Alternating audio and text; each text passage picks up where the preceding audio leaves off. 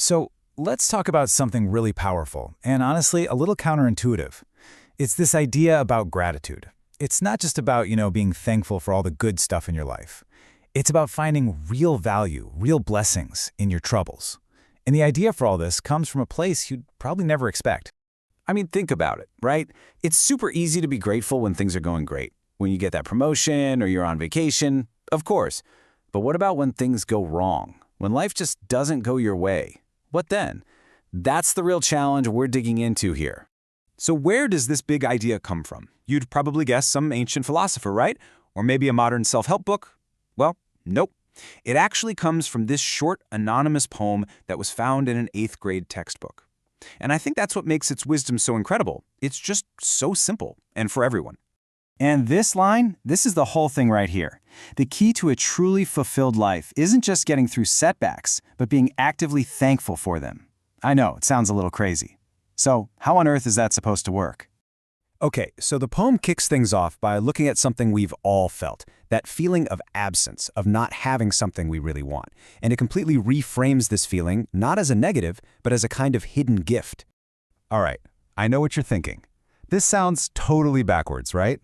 Why in the world would I be thankful for not having something I want? That just sounds like a recipe for being miserable.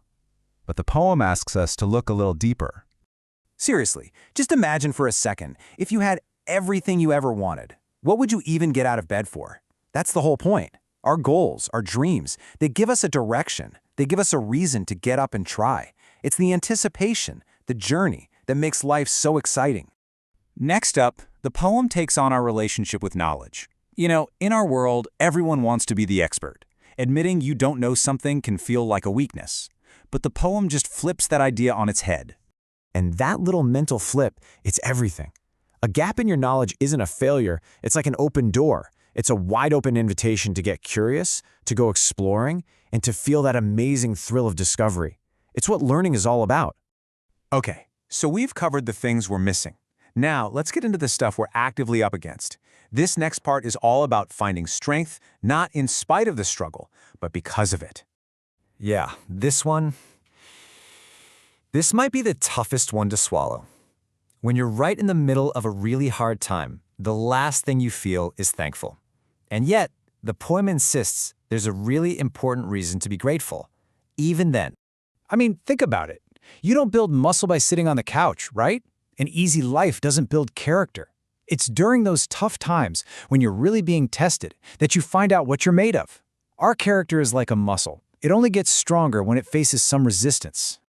We always hear, push past your limits, or pretend they're not there. But this poem suggests something totally different. It says we should actually start by being thankful for them. But why? Because they're not walls. They're more like signposts on a trail. They're literally pointing you in the direction you need to go to get better. They give you a crystal clear map for where you can improve, so you know exactly where to put your energy. And once you start seeing things that way, your whole view of a challenge just flips. They stop being these scary things to avoid, and they become the very tools you use to build yourself up. It's like this little engine for growth, A challenge shows up, but it's not just some random bad thing. It's a catalyst. It's the raw material that, when you face it, builds real strength and forges the kind of character that can handle whatever life throws at you next. Oh, mistakes. Man, we all hate making them, right? We see them as a big, red fail stamp. But the poem gives us a radically different way to look at them. A mistake isn't the end of the story at all. It's actually one of the best teachers you'll ever have. Think about it. The lessons you learn from messing up, those are the ones that really, really stick with you. They're not just theories in a book, they're real-world wisdom you've earned. Okay, and for the last one, what about that feeling of just being completely wiped out? That bone-deep exhaustion you feel after you've put everything you have into something. The poem says even this is something to be thankful for. I just love this way of looking at it. That exhaustion, it's not a sign you failed or that you're weak. It's proof. It's the physical feeling of knowing you showed up, you did the work, and you actually made a difference. It means you gave something of yourself, and that's huge. Okay, so we've looked at all these different pieces. Not having what you want, making mistakes, feeling tired. So what's the big takeaway here? How do we pull this all together and actually use it in our lives? This is the magic ingredient. Gratitude isn't just a warm, fuzzy feeling you have. It's a tool you use. It's like a pair of glasses that can change how you see everything. When you choose to apply gratitude to a negative situation, you can literally transform it into a positive opportunity. And that brings us to the final, most important point. It's a direct instruction, really. The poem says, find a way.